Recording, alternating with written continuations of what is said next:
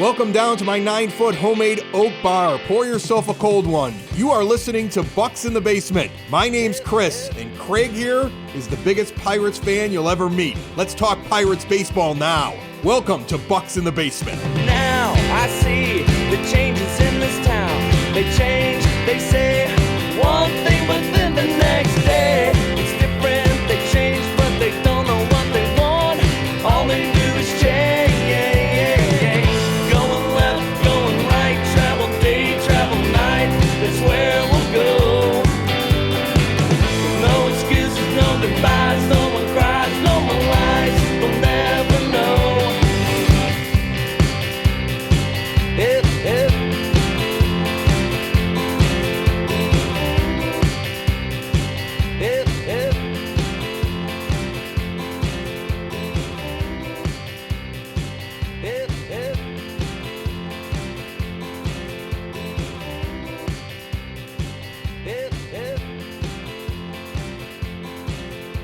The Pirates took it to the big boys in Milwaukee last night, sitting 44-47.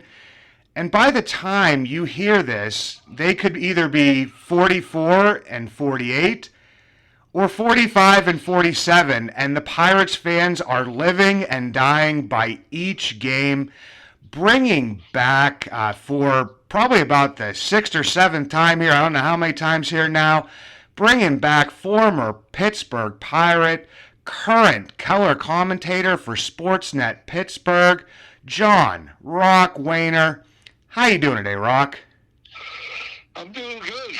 Milwaukee's a great place. I love coming to Milwaukee, and I love seeing the Pirates break out the bats here in Milwaukee. This place has been a house of horrors over the last couple of decades, and so nice to see the Pirates hit a bunch of homers, win the first game of a series. It'd be nice to at least win this series against the Brewers, because obviously if you have any idea or any thoughts of winning this division, you're going to have to beat the Brewers when you play them.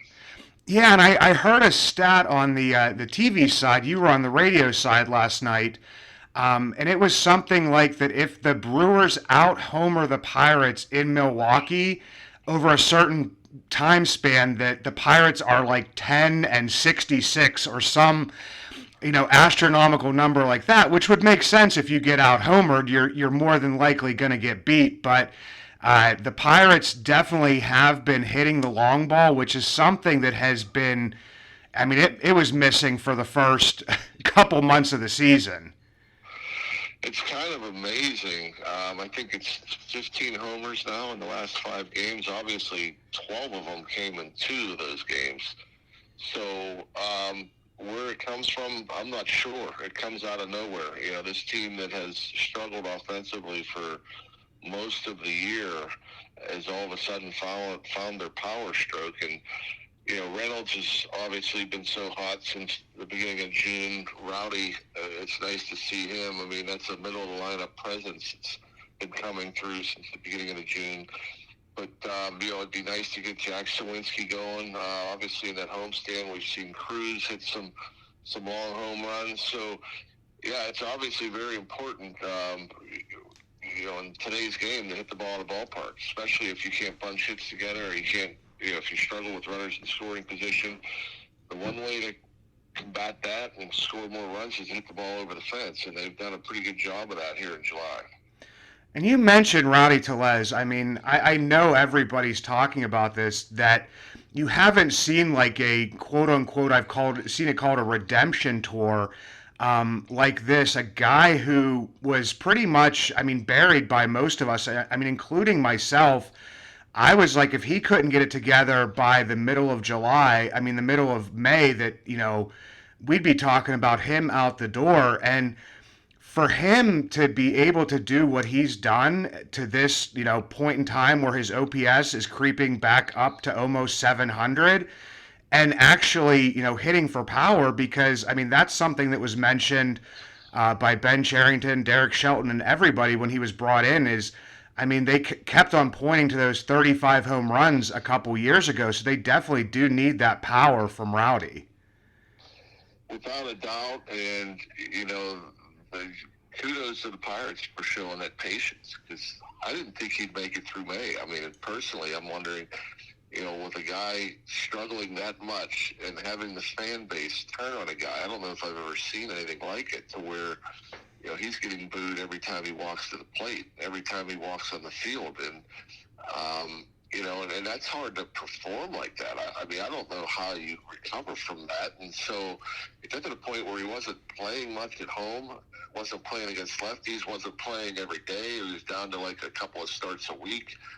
And I want to say it was maybe Toronto where it kind of got turned around, or he had a pretty good series in Toronto, and so it got him more at bats. And then as a hitter, when you start seeing the ball better, and you start barreling the ball up, and your timing gets better, obviously you're going to grow more confident, and so you can get on a little bit of a run. I didn't expect it to be like a 5 or 6 week run, and it's pretty much how long it's been since he's been swinging that bat.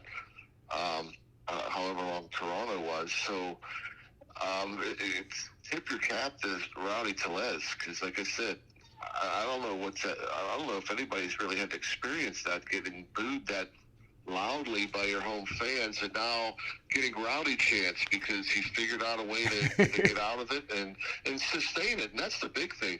Guys get hot for a week or two. I mean, other than Brian Reynolds, if you're hot for 2 weeks, that's pretty good. He's been hot for almost maybe a month or more now, and and obviously very important for the middle, because I think the biggest thing with the Pirates most of this year is the middle lineup.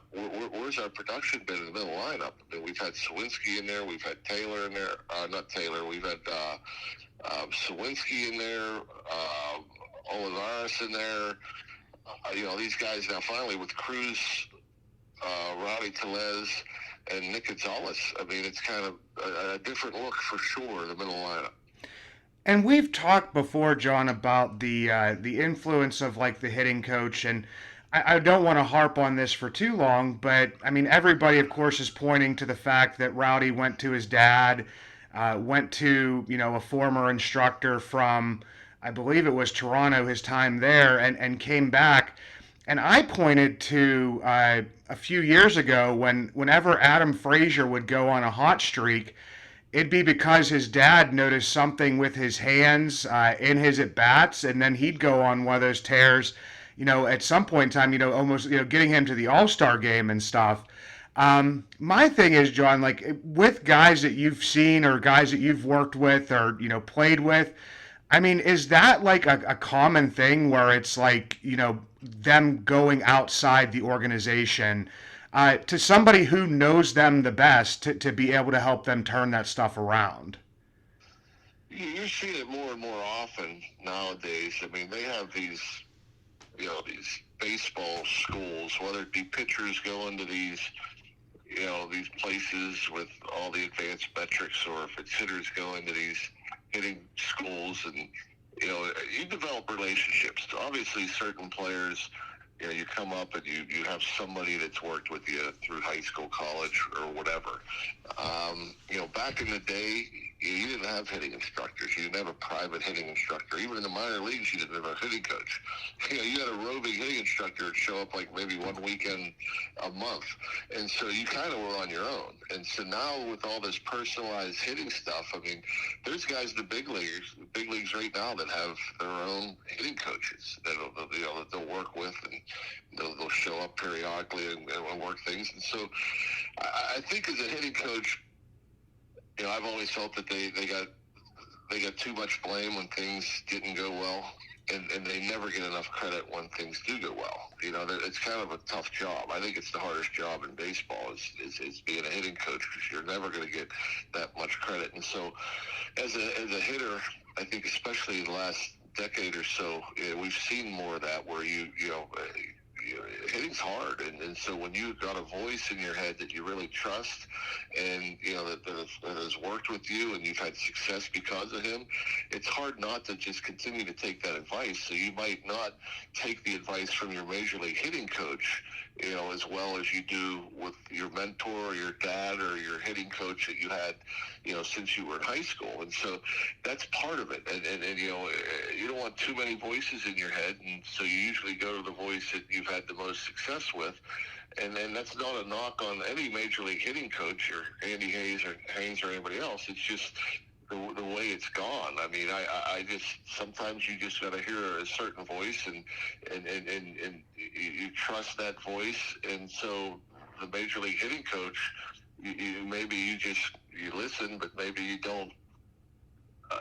Take that advice as well as you do from your. I mean, I remember Josh Bell. I mean, I want to say it might not have started with Josh Bell, but Josh Bell's dad used to roll into town, and I'm pretty sure that they worked together when he was in town, and Josh Bell trusted his dad, it seemed like, more than the Pirates hitting coaches. And so, it just seems like for the last 10 or so years, the personalized hitting coach has been more in vogue than anything else.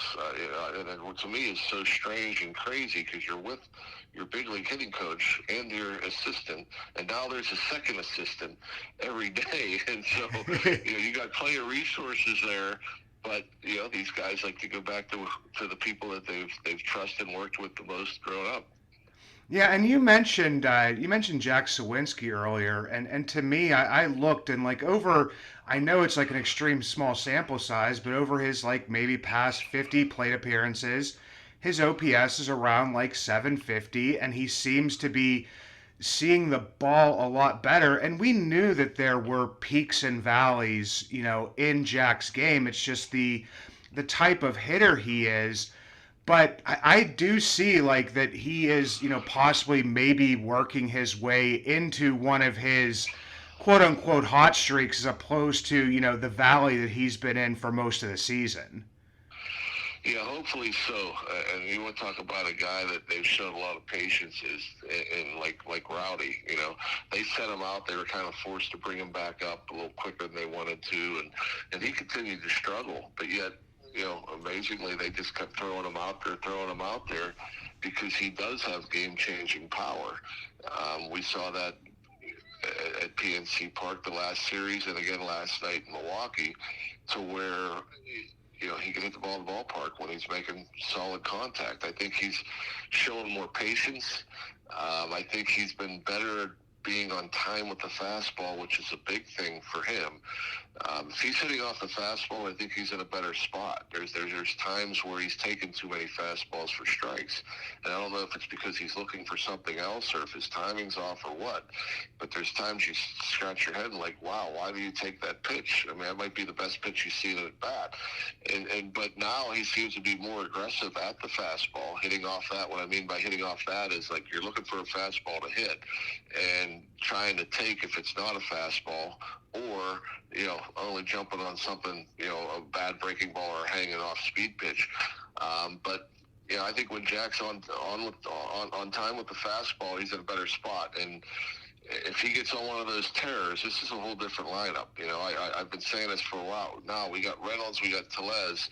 It'd be Cruz. You always expect more from Cruz, and he seemed to be heating up at the end of that homestand. Sawinski's swinging it better. I mean, it's a whole different lineup if you can get Tellez, Cruz, and Sawinski going, because they all have game-changing power. Yeah, and you talk about that because with the Pirates, there hasn't been much getting it going or actually dropping off too much either. As I was saying at the beginning of this, they're 44 and 47 as we're recording. They're about to set major league records, season records for, having so many games without a 3-game losing streak or a 3-game winning streak. And I know that Pirates fans are kind of harping on that a decent amount. But within the clubhouse, how much is the team living and dying by each win? And it is really difficult to do that, John. There's no easy way to put it, to not have your dip of a 6-game losing streak or get a couple sweeps in a row. I mean, this is something I've really never seen before. It is bizarre, because every team's going to go on a good run for a week or two, and then every team's going to go on a bad run for a week or two, and you got to have those streaks, and take advantage of them. And I just think that the offense has been too inconsistent. It's our pitching is too good to lose 3 in a row. I mean, that they've kept us in so many games. So you look at it that way. The pitching is too good for this team to go on an extended losing streak, and the offense hasn't been good enough to let us win 3 in a row or more. And that's kind of been the thing. I mean, thank goodness for our pitching, because we haven't gone and lost 8 of 10, or even 3 in a row for a while. But offensively, if it starts to click, this pitching staff is good enough, even with a couple of injuries to the starting rotation. The pitching staff is still good enough, to where if you can get a little more consistency up and down that lineup, to where you might finally see the 5-game winning streak, or you win 8 of 10, or 10 of 14. And for this team to make postseason, they're going to have to go on a run like that. I've been waiting for this run here for a couple months, and it just hasn't happened. But as we've seen, this team's starting to heat up a little bit offensively, and maybe this is the time. I mean, you get 2 out of 3 here in Milwaukee, you go to Chicago, face the White Sox. I mean, you like your chances at least winning that series, maybe sweeping them. Yeah, I would hope so with that. And that's, going up to Milwaukee is always tough, but they, at least for one game, were able to, face their fears in that one. But you mentioned that the pitching staff, and we were talking about like Andy Haynes' name, being in the news, or being on X or Facebook, or just discussion boards everywhere. We're not hearing much about Oscar Marin this year. And even I always like to mention, Justin Message, the bullpen coach, what they've been able to do with some of the pitchers, and then also, some of the bullpen arms as well. I mean, it's been rocky at times, but even with the bullpen injuries, with Bednar, with Majinski, working his way back from injury at the beginning of the season. I mean, this pitching staff, in general, with a couple blips here and there, has been, pretty much locked down. Yeah, as I mentioned with Haynes, hitting coaches don't get enough credit and take too much blame when things don't go well. Kind of like an offensive coordinator in football. Pitching, it's the same thing. You rarely. I remember when Ray Searage was here, he seemed to get some credit for some reclamation projects, but there hasn't been hardly any talk of Oscar Marin. It's like, oh, the pitching's great. The pitching's great, and that's the same thing. Like I said about Haynes, is the pitching coaches he's not getting enough credit for as good as his pitching staff has been. And you mentioned injuries. You lost Martin Perez, you lost Marco Gonzalez. You lost Bednar. Ryan Borucki was, to me, a huge loss, and nobody ever talks about Ryan Borucki. It looks like we're going to get him back soon, if not this weekend. Definitely by the end of the after the All-Star break. Dowry Moretta had some awesome stretches last year. Who's missing the entire year? Majinski started off slow. He bounced back. He looks great. What they've done with Luis Ortiz, that should be a lot of credit going towards Oscar Marin. Luis Ortiz looks like a different man this year than last. Even, he came up 2 years ago throwing 100. He didn't look as good as he does right now. Luis Ortiz, probably going to stay in that rotation, or at least I think he should. And so Bailey Falter, who has struggled, hopefully he won't be out too long. So yes, there's a lot of success stories, coming out of the bullpen with Message, starting games. Obviously, you worry. Usually when you lose Jared Jones for a period of time, looks like about a month, and Bailey Falter, and 2 veteran lefties like Gonzalez and Perez for a while, you think you're doomed. But everybody's kind of stepped up and done a heck of a job. And with Quinn Priester pitching Tuesday night, he looked as good as we've seen him. And so there is some pitching depth. Obviously, guys are going to coming back healthy here as we head into August, and it looks pretty good as far as your starting rotation depth and your bullpen depth. And so, there should be some kudos for sure for the pitching side of it, the staff that helps out with those guys. Yeah, and I know that people my age are not very fond of the opener at times, but for the Pirates, what they did for the last 2 months of last season, and what they've done for the majority of their opener and bullpen games this year.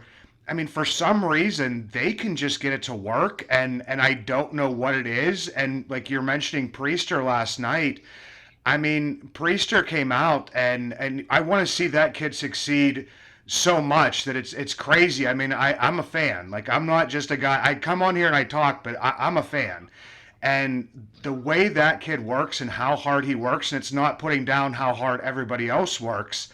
But yeah, you want to see that from him. And you mentioned Ryan Borucki. Ryan Borucki is just a character. I think back to that game when I think it was Shelton, Donnie Kelly, and somebody else, maybe even Andy Haynes. Everybody got tossed, and Ryan Borucki stood up at the top of the steps there and was saying, "It was me who said it." And it's good to have those types of guys, in the locker room that are, standing up for your players and your coaches. So that's where I would kind of go is like, who's going to be the leader in this clubhouse? Because it kind of seems like, somebody's going to have to be that. Well, yeah, that's obviously an important role, just to make sure everybody's worried about the right things. You do got some veterans like Tellez, obviously Reynolds is up there, and Andrew McCutcheon, and on the pitching side you got Chapman, and Mitch Keller has kind of turned into that guy, and I always feel that the clubhouse leadership, it's important in certain areas, but it's not as important as going out and playing. And I think that's where you got to have the singular focus of just going out there and winning today's game. You can't really worry about what happened yesterday or get too caught up in your own stats. If you can get everybody on the same page, worrying about winning that game and not worrying about going 2 for 4 and who cares about the score, that's the one thing that I think is really important, to just go out there and do what you can to help a team win, and we have some guys like that, and Borucki is certainly, fits that mold, and he's a guy last year that was really it started out maybe as a situational lefty, and then you see him pitching late against lefties and righties. That's what I mean about when I say that we missed this guy, because he was outstanding last year. I mean, he led all of baseball in the whip, if I'm not mistaken. He had like 4 walks all year, and again, it was lefties and righties, but as far as the clubhouse leadership thing, I think they have enough guys in there to make sure things are kept in order, and you got guys out there playing hard and playing to win, and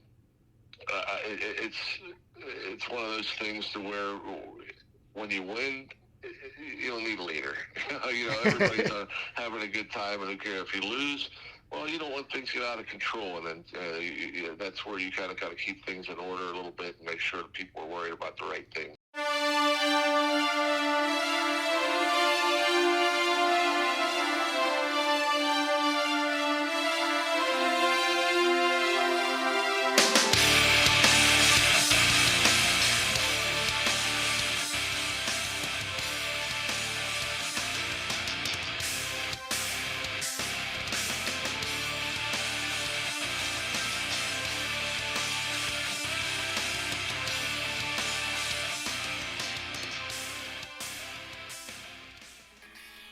Are you a fan of the Pittsburgh Pirates and supporting small businesses? If so, Bucks in the Basement has you covered. Introducing the Bucks in the Basement Vouch Store, with products from places like Split Rock Coffee, coffee with a purpose, established, owned, and operated by disabled veterans, sworn to protect America, or Camp Craft Cocktails, more than cocktails. It's a mission to build longer tables where everyone is welcome. We try and vouch for these products. Bucks in the Basement, proudly brought to you by Vouch. Visit our Vouch store at bucksinthebasement.com or simply click on the link in the show notes. We're talking about the leadership and not letting things get too awry and different stuff like that. And I mean, we're talking about getting on that win streak. And is it as simple as, this offense finally turning it up and relying on the guys that are here? I mean, we didn't even mention, Joshua Palacios is a little bit of a spark plug. His numbers overall for his career are, average to a little bit below average, but he seems to be a guy that, people gravitate towards, or that at least gives some energy and stuff. So that would be like one of my last questions for you here, John, is it just as simple as if the offense gets hot, and baseball's not that simple, so I'm not trying to put you on the spot here, but is it just that simple that if the offense gets hot, then this team goes from being, 3 games out of the wild card spot to maybe in the wild card spot or a game up like St. Louis did, over the past few weeks? You gotta be able to get consistency from your offense first and foremost, and your consistency is going to come from 8 or 9 guys that are out there doing a job. You don't just, like you said, the game's hard and the hitting is hard. And so you just can't rely on, Reynolds is doing this, and Tellez is doing this, and well, maybe Sawinski's getting hot, or maybe Cruz. Okay, Reynolds isn't going to continue to hit at this pace. Tellez isn't going to continue to hit at this pace. I mean, things always kind of even out and average out. And so, they're doing great, and they've been carrying us here for the last 4 or 5 weeks, it seems like. When they regress, which is inevitable, they're not going to stay this hot for the rest of the season, for the whole second half. That's why it's important to have a deeper lineup, to where when your guys that are hot cool off, you have other guys that have been there, done that, and are also contributing. And so that's where, I'll come at you and say, Key Brian Hayes has to hit better. O'Neal Cruz has to be a little more consistent. Jack Sawinski has to hit better. Michael Taylor has to be more productive when he's in the lineup. We've been pretty consistent with Nick Gonzalez. It's been great to see what, again, Reynolds and Tellez has done. But you need other guys to contribute as well. You can't just sit here and hope that 2 guys get hot and carry you, because they're going to cool off, and you need depth in your lineup. You need guys up and down the lineup to be contributors offensively. And so that's why, do we have enough? I don't know. I mean, based on the first 90 games, I'm going to say offensively we don't have enough. So I'm hoping that there will be a move made out there to improve this offense, to bring in a proven bat, if it's available, to come in here and, to be that stable force. Because so far, it hasn't been a stable offensive club. It's just kind of been, up and down, up and down, up and down. They'll score 12, and then they go and, get 1 run or 2 runs the next 3 or 4 games. It can't work like that. You gotta be able to have consistent at bats, consistent approaches, consistent offensive performance throughout your lineup, because there's going to be 2 or 3 or 4 guys that are cold. Well, you need to have 2 or 3 or 4 guys that are hitting the ball well to be able to consistently put runs on the board. Yeah, and I look back too on that. I mean, even like the 2011, 2012, and different stuff like that, adding guys like, a Ryan Ludwig, who's a professional hitter, a Derek Lee, Marlon Byrd, because a lot of people are saying, and this may be going too deep and far into discussion, is just that, even a rental guy wouldn't be enough to get this team, turned around. We need people that are going to be here for longer. But I think, you get a professional hitter and you put him in that lineup, then maybe it's something that can be there when Reynolds cools off or Tellez cools off. 100%. I mean, when you have proven guys that have had success at the major league level, especially hitting in those clutch situations. This team has struggled with runners in scoring position. I think hitting with runners in scoring position is the hardest thing to do as a hitter in Major League Baseball. It's very difficult. Pitchers don't want to throw you anything to hit. You got to be patient. You got to be able to not chase and wait for a pitch to hit against the opposing pitcher's best stuff. And so, it's only going to get more intense, and it's only going to be more pressure the deeper you go into the season, the deeper you stay into the race. If they stay in this playoff race, and they're in September, and you come up with the bases loaded, 2 outs. I mean, those, you'd like to have experienced hitters that have been there and done that in those situations, and we don't have many of those guys, just a couple. And so it even gets more ramped up when you go, if you make the postseason and you're in those situations, there's more pressure on you. And again, hoping that your young players are going to handle those situations and get you to the next level, get you to the next series. I mean, that's wishful thinking, and that's why I think it's important to have those veteran guys that kind of can slow their heartbeat down in those situations and not get overwhelmed or get too hyped up and come through in those at bats. And so, for me, the hot and cold, it kind of has kept us 500. But I think to get to the next level, to get to the postseason and beyond, I mean, you got to have some guys that have had success in those big time situations. Yeah, and hopefully, I mean, with Joey Bart getting back up and healthy, I mean, he's kind of having a very small sample size once again, but his hitting pretty well.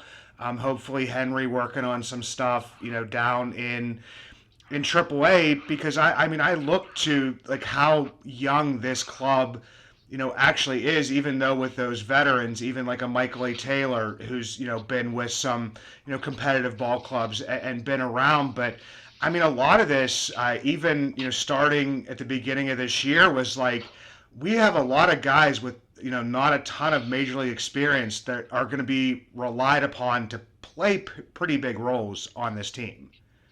Yeah, and again, that's another thing, how you gain experience. I mean, you're just not born to hit in certain situations or to hit at certain levels. It's, I think the learning from your failures and learning from your successes really is what, makes you a good Major League Baseball player. And I think, as we talk about, it'd be nice to have some guys that have been there and done that and had postseason experience, or,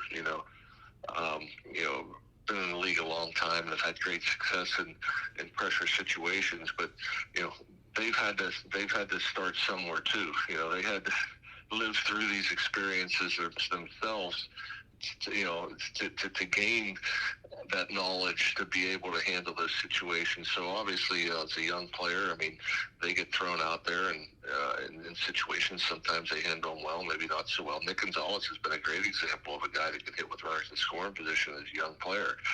He seems to be a guy that's pretty calm in those situations. Joey Bart, by the way, you just brought him up, and he's been playing every day. It's over Grandal. It's not Henry Davis. They sent out the lay, obviously. Grandal is no longer getting a lion's share. I want to say Bart has like 17 RBIs and just 70-some at-bats. I mean, that's production. 2 grand slams. He seems to not be overwhelmed in those situations. But again, the catching position we thought was going to be such a good offensive position this year, and it really hasn't been. But Bart has certainly been a guy that's kind of showed up and had some big hits for this club, as is Nick Gonzalez. We haven't talked a lot about second base. We thought it was going to be Peguero over there, and it's been Gonzalez since I think early May, and he's been great in those situations, being very productive. And so you think of that at the catching position, the second base position. We expect more from our shortstop. All of a sudden, our first baseman's hitting, our left fielder's hitting. We need some production out of right field, center field, and third base. You get that, man, you're all of a sudden, your lineup looks pretty good. That's what I talk about with not having those holes in your lineup to where a pitcher can look at, here's 7, 8, 9. It's, an easy inning. And so, yeah, things are turning around. Like I said, I think there's less holes in this lineup now than there has been pretty much all year, and that's a good sign. Yeah, and John, that's why they play 162, and that's why, you'll be calling the games. I'll be watching every game or listening to it. But it's always great to talk to you, John. Always great to have you on here. And we'll definitely do it again sometime, hopefully when the Pirates maybe are in the wild card. Yep, you bet. Always a pleasure, Craig. Obviously, you got my number. Hit me up. We can always sit down and have a good baseball chat anytime. And again, hopefully next time we're chatting, we're talking about, being in the playoff race. Absolutely. If